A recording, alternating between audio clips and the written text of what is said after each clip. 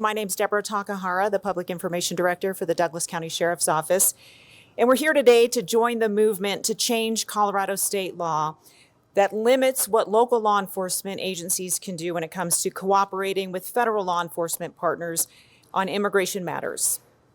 I'd like to introduce our speakers today. We have Douglas County Sheriff Darren Weekley, Colorado State Senator Mark Baisley, Colorado State Representative Max Brooks, District Attorney George Brockler from the 23rd Judicial District, and former ICE Director John Fabricatori.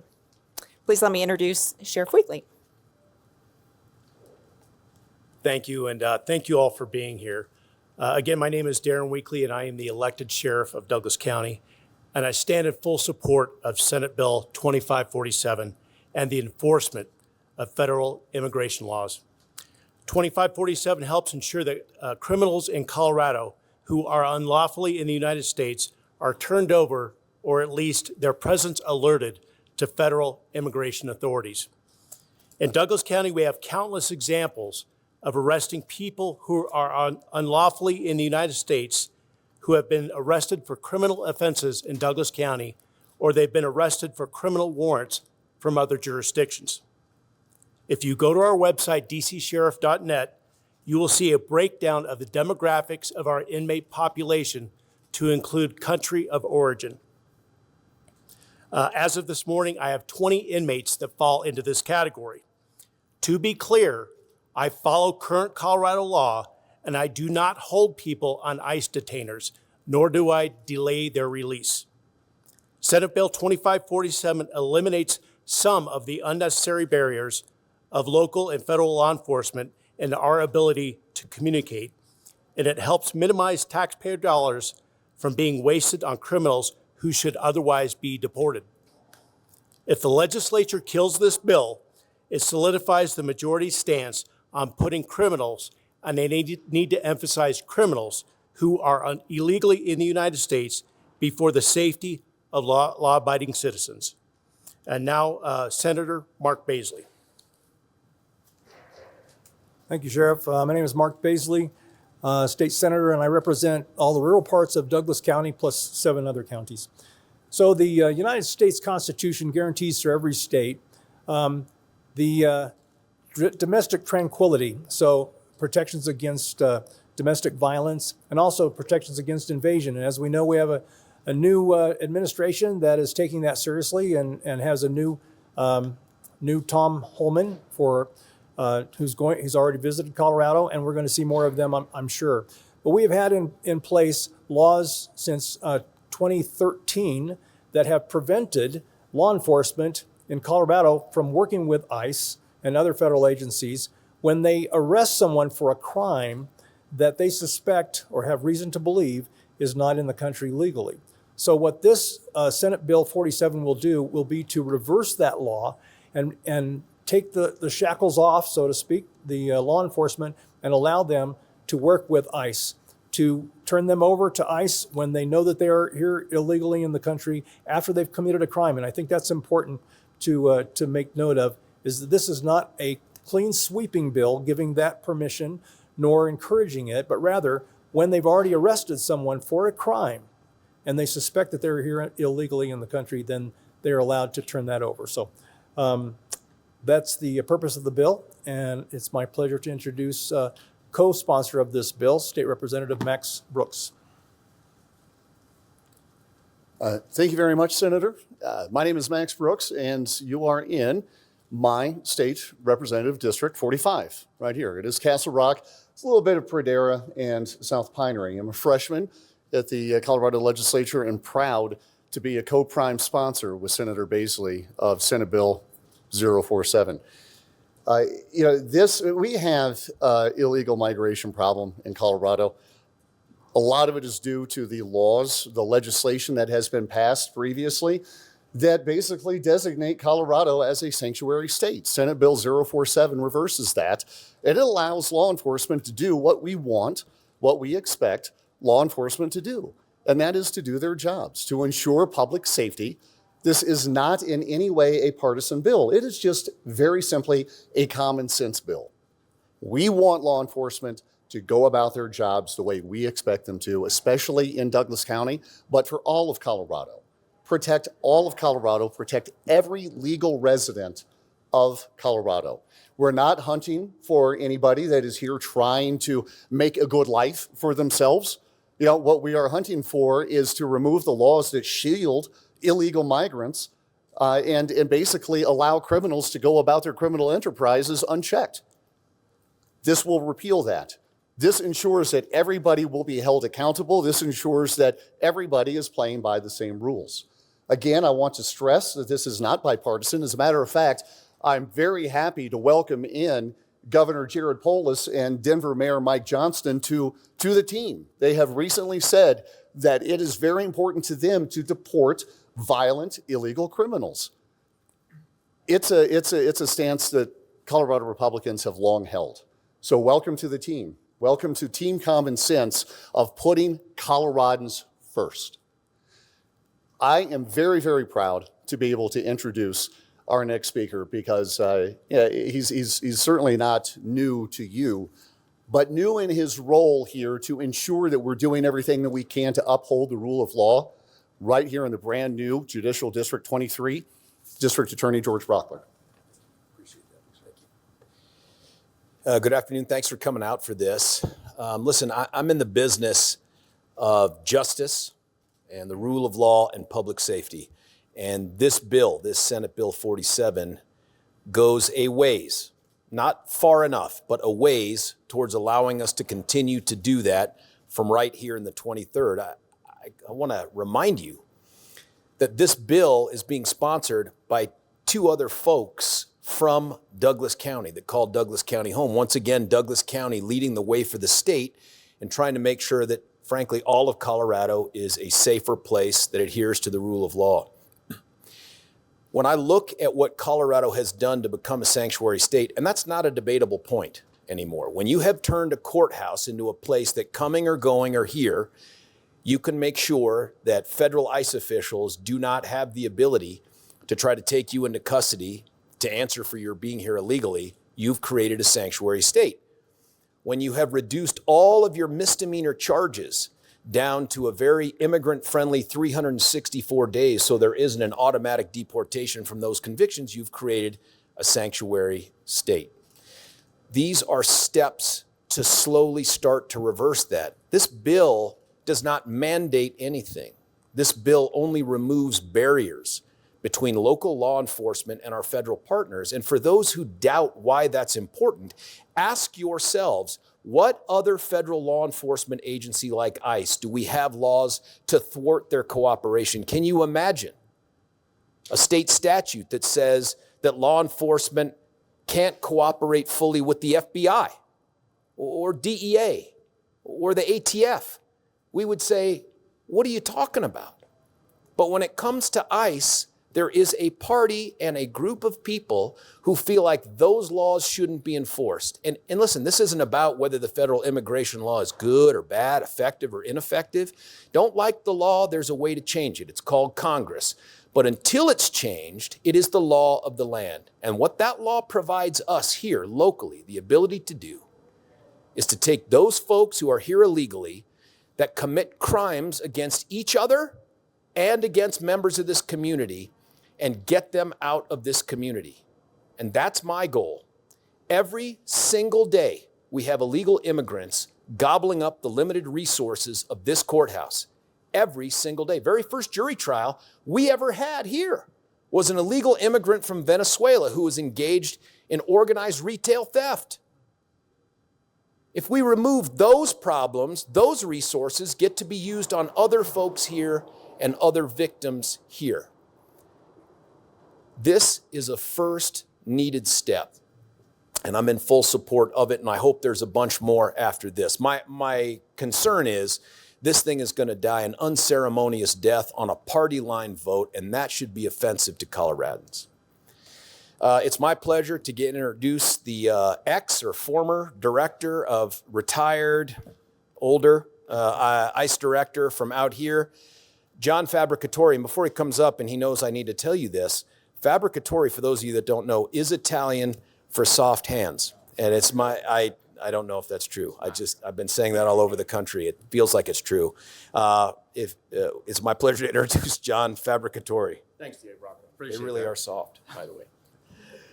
So I'm a retired ICE director, and the reason why I'm here is I've been in Colorado since 1998 enforcing immigration law before I retired in 2022, before most of these sanctuary laws occurred and after these sanctuary laws occurred.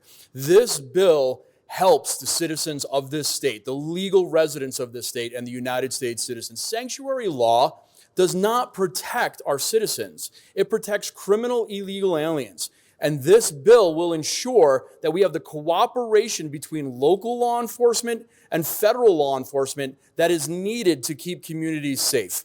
And that's what this is about at the end of the day.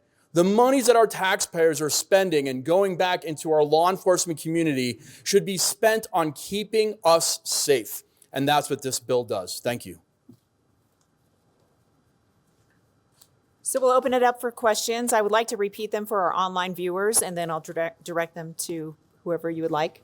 Greg? Question for the sheriff. Can you give us an example of encountering an illegal immigrant who allegedly has committed a crime and how it kind of ties your hands down in terms of doing what steps need to take place next? So an illegal immigrant example that has committed a crime and what steps to take place under current law, how that has tied your hands. In your eyes. I don't have a specific case for you, but there are many. So if we have somebody who's in this country illegally, they are picked up for any crime, any misdemeanor or felony, and they are in this country illegally, they have an ICE detainer on them, and they are able to post bond or granted a PR bond by the judge, I cannot hold them, period. And so having this in place would help streamline that dialogue or that communication with ICE. But this is occurring in jails across Colorado on a daily basis. Can I say something about that too? Yeah. Real quickly. This is what we see in courts. This is the great hypocrisy that's been created by the state legislature. You have someone that America, the government, has said, you should not be here in the United States. And yet when they commit a crime and they go to court and they get sentenced, the court sentences them to probation, which is an order for them to stay here so that they can serve out their probationary sentence. And then the legislature came in and said, but by the way, probation, you're not allowed to tell ICE about these convicted criminal illegal aliens. It is an incredible hypocrisy that gobbles up our resources on a daily basis. No? Hi. So, question for maybe perhaps a senator or a state rep. What makes you guys think that this is going to pass this time around? And what separates this time maybe from other attempts to flip this bill? Senator, what makes you think that this will pass this time? Yeah, it's a great question because I ran this bill last year and did not make it out of the House committee. So it was State Representative Richard Holtorf that introduced it and asked me to be the prime sponsor in the Senate. So I did, knowing that it was likely going to fail last year, which it did. And then I was kind of moved on with my life, except that Sheriff Jason Mikesell of Teller County, my home county, he asked me for lunch and said, you got to run that bill again. And I said, it failed so miserably last time. Why would it pass this time? And he said, because Aurora happened. So the awareness of the public that we have Venezuelan gang activity in a really big way, in an arrogant way, in a way that where they behave in a way that they think that they're probably not going to suffer any consequences for their activities. On camera, we've all seen it. So that's why it was worth bringing it forward again. So we did. I was happy to carry that, and I appreciate that Representative Brooks was willing to sign up to be the House rep, along with Chris Richardson in the House as well, from Elbert County. But to answer your question more directly, it does not have a good chance of passing this time. So what makes me think that it has the chance, however, is this is the third press conference that a sheriff has held, first in Teller County, then in El Paso County, as you know, I believe you were there, and then now in Douglas County. So the awareness of the public is rising quite a bit, and the sheriffs are going to show up. You're going to have a lot of blue uniforms as witnesses when we hear it on the 25th. I'm going to ask that we perhaps get assigned to a different committee because it's currently assigned to what we call the Kill Committee. And so it does not stand a good chance. But I hope that, that the majority party and the leadership of the majority party will see reason and give it a better opportunity, because this is what the people of the state of Colorado want in their majority. Thank you. If I may just add to that a little bit, of course, I gave a little bit of a tongue-in-cheek example of welcoming in Governor Polis and Mayor Mike Johnson to Team Republicans, you know, and being on the same page with us. But in all honesty, it was not part of Governor Polis' State of the State, but he had made the remarks immediately afterwards that he recognized the need to deport violent criminals, right, illegal criminals. And Denver Mayor Mike Johnson echoed that as well. That has not happened in the past. And so I'm very hopeful that because of their stance that they have taken publicly in admitting that this is a big problem and admitting that this is something that we need to address, that perhaps that will influence some of the Democrat colleagues throughout legislature to say, okay, you know what, maybe we need to be taking a look at it this time. Because it truly is not a bipartisan issue. This is a way of being able to lead forward bipartisan leadership for every Coloradan resident.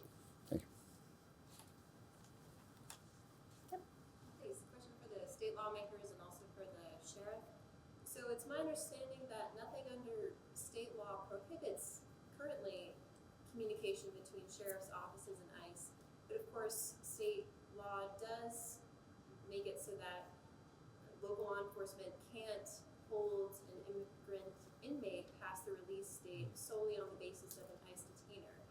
And yet the bill you're talking about as a reversal doesn't address the honoring detainer aspect. So I was curious as to why that was omitted, or we're expecting to see that detainer aspect maybe in other proposed legislation. So the question is about the ICE detainer being addressed in this particular bill. I think it'd be best if you address the restrictions. Okay. And I'll try to follow up with why it's on here. Different law enforcement agencies, whether it's sheriff's office or any municipality that has a jail, there's different views on that. I am one of the few sheriffs that will actually contact ICE if we believe that somebody is in this country illegally. Due to, and I have a stack of them here, these are all the different laws that are on the books that make Colorado a sanctuary state. There's differences of opinion on our ability to communicate with ICE. And so this law helps, points us in the right direction and to chip away at the iceberg, as it were, to allow law enforcement to communicate. But there's so many laws on the books now about this immigration issue, it's very convoluted. This puts us in the right direction. Thank you, Sheriff. And you know, when we met earlier today in the conference room with the sheriff, he laid out multiple bills, laws over several years, just showing the complexities of where they have to tiptoe around the patchwork of laws to try to make sure that they are in keeping with local Colorado and federal laws. So let me just read one paragraph, a specific and pointed paragraph in this bill that is attempting to cover those up and set those aside and release them to act in the way that they know that they need to do. It says a local government, whether acting through its governing body or by initiative, referendum, or any other process, a local government may not enact an ordinance or policy that limits or prohibits a peace officer, local officer, or local government employee from communicating or cooperating with federal officials with regard to the immigration status of a person within this state. We're hoping that that is the blanket permission that will supersede all those other laws that are patchwork together that they're trying to tiptoe around all the time. So. You're hoping that will now allow local law enforcement agencies to be able to hold an immigrant inmate past their expected release date if they receive an ICE detainer. Well, yes, but the next wording, a peace officer who has probable cause to believe that an arrestee for a criminal offense is not legally present in the United States may report the arrestee to the United States Immigration and Customs Enforcement Office if the arrestee is not held at the detention facility. But if the arrestee is held at a detention facility and the county sheriff reasonably believes that the arrest is not the arrestee is not legally present in the United States, the sheriff may report the arrestee to the United States Immigration and Customs Enforcement Office. So sorry to get all wonky here, but those are the specific words that are trying to give that permission to the arresting officer, to the sheriffs and police officers, so that they can communicate with ICE when they have someone who has committed a crime. Yeah. Question, if I may, for the sheriff, are you expecting to enter into a 287G agreement with the new administration, and if so, which program within that agreement? That's to be determined. I don't want to get sued. So if you were to enter into an agreement, I would consult with our county attorney's office and make sure that we are on solid legal footing. I'm not going to be irresponsible with taxpayer dollars and risk a lawsuit. So if we do have the legal ability to do that, yes, I would do that, but not until I confer with legal counsel. Question for the sheriff. What is considered probable cause when determining whether an immigrant is here illegally? So the question is, what is considered probable cause when determining if a person is here illegally? I can answer that. Yeah, please. So probable cause, if on the arrest of an illegal alien, is what's their status? So how they entered the country, whether they entered on a visa, whether they made a legal entry, what their current status is in the United States. If they entered the country illegally, it would be through 212. If they entered the country under a visa, it would be under another statute. So that probable cause is determined by ICE. And most of that is already in computer systems that the sheriff has the ability to look at. Through interoperability with the FBI, if someone's been encountered by the Border Patrol, it's in NCIC. When you pull that record up, there is a record that's in there, an IAQ, that alerts the sheriff's department on what the status of that immigrant would be. And then that can go back through what's called the Law Enforcement Support Center, which is run by ICE, and those can communicate together with the sheriff's department to allow them to know what the status of that person is. If the sheriff's department does not have a 287G program in which their officers are trained by ICE to determine alienage, that can be determined through the Law Enforcement Support Center and the sheriff's department throughout. Anyone else? I'm just curious, and whoever would like to answer, is there anything you've seen since President Trump has taken office in places like Aurora and Adams County in terms of enforcement up there, that just any overall observations on the process when it comes to taking folks in via ICE or other federal agencies? Anything you've learned, observed, anything that piques your interest in terms of what's been done up there? The question is, have we noticed anything since Trump has taken office, President Trump has taken office, about ICE immigration in Adams County and Aurora? Enforcement's taking place up there. This is my opinion. The federal government and ICE realize the hurdles that are in place for Colorado law enforcement. The reason that you're seeing these roundups by ICE officials in those areas, they're trying to keep local law enforcement out of this because they understand that it's problematic for us to assist them.